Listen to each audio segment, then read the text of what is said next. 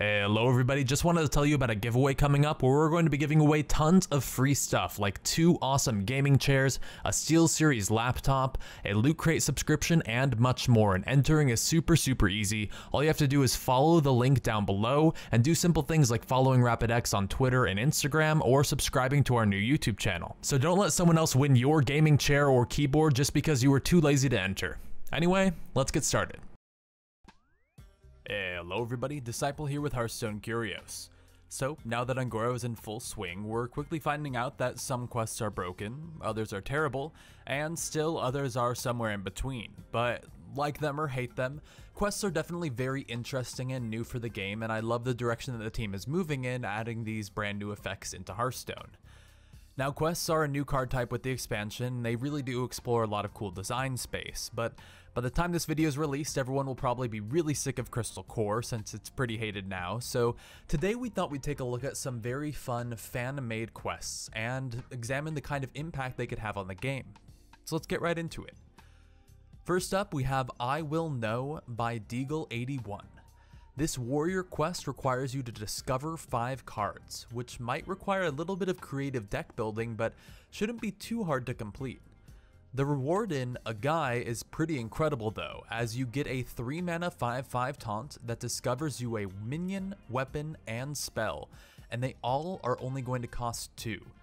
Since you've satisfied the condition of discovering 5 cards, it's safe to say the game's well underway and you have a lot of mana, so it's not inconceivable to play A Guy, find the biggest minion, weapon, and spell you can, and then cast all of them in the same turn. Now, what I love about this card is that although it might not necessarily be very strong in an average warrior deck with a few discover cards, especially since there really aren't that many discover cards to play now that Jeweled Scarab is out, you could combo this with Explore Un'Goro and really get it off incredibly quickly so that you could play it on turn 4 or 5 and play one of the minions or weapons along with it. And it would also make Explore Un'Goro potentially a playable card, since right now it's really bad, since why would you exactly play a random deck when you could instead put all of the best cards in there? I mean, obviously when you're discovering, you can try and find a card that will work for you around that time, but the issue is that you're also spending 1 mana discovering it, and you might not discover a good card at all, since there are a lot of really bad random ones, but potentially with I Will Know, it could be strong enough. Next up, it's Delve Flesh by Quick Kiwi. This Warlock quest activates once you've dealt 15 damage to your hero, and the reward is Kragthari Broken One, which casts Drain Life on all enemies when you play him and whenever you use your hero power. Now, this quest condition is actually pretty easy to satisfy in Warlock between your hero power, Flame Imp, Spreading Madness, Pit Lord, and a variety of other options. The hard part is staying alive while damaging your hero so much, but with taunts and healing you could probably do a decent job. The reward is really strong since Kragthari pretty much wipes your opponent's board and heals you a lot, but it's worth noting that unlike many other quest rewards, he doesn't straight up win you the game, and once he's removed, all you really got was a pseudo board wipe that healed you. Still though, it's definitely an interesting card and a pretty fun idea, and I definitely could see dealing damage to your hero being a cost for a future Warlock quest, since it is a pretty base mechanic for the class. I just don't know that the reward for this one is necessarily what that deck might need, especially since it doesn't give you a lasting effect like most of the other quests do. Our next card is Stand Against Dinosaurs by Acid No Bravery. This one's kinda cool because the reward is the same as the quest, and that's summoning 5 Silverhand recruits. Now, this card is pretty interesting because it explores having a low requirement quest with also a very low payoff, although it does kind of have some awkward synergies with cards like Stand Against Darkness, since if your Stand Against Darkness triggered this, then you would only summon 2 more Silverhand recruits, since of course you do have a full board. Now, this might be fixed by putting a 0 mana spell into your hand that summons 5 Silverhand recruits, but that does kind of ruin the text formatting of the quest being its own reward. Either way, while the power level on this quest isn't very good, it is a very interesting design and maybe something that we could play around with a little bit. Maybe since Justicar Trueheart is rotated out of the format, it could give you a sort of Justicar Trueheart type hero power, where your hero power now summons 2 Silverhand recruits, and it would definitely fit into a mid-range paladin sort of playstyle, and also synergize with other cards like Lightfuse Stegodon and Sunkeeper Terran. Up next, it's Silence of the Unicorns by Masao92. This quest requires you to have 5 friendly silenced minions on the battlefield at once, with the reward being the Purifier, a 5-mana 1/1 that literally makes you win the game when you cast it.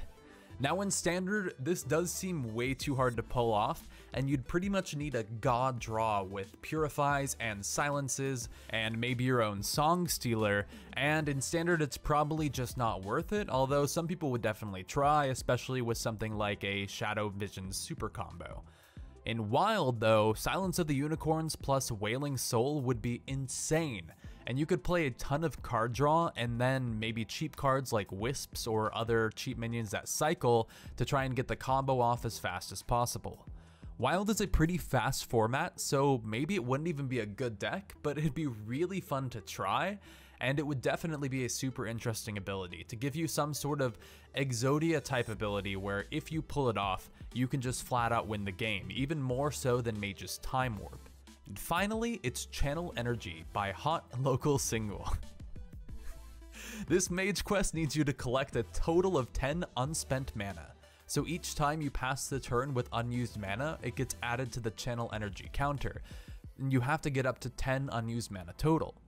The reward is the Sunwell, a 5-mana spell that lets you have a maximum of 15 mana and makes your cards cost 1 less. Now that might sound super broken, but not only do you have to pass the turn with unused mana, which is usually pretty bad, but you have to collect 10 unused mana crystals.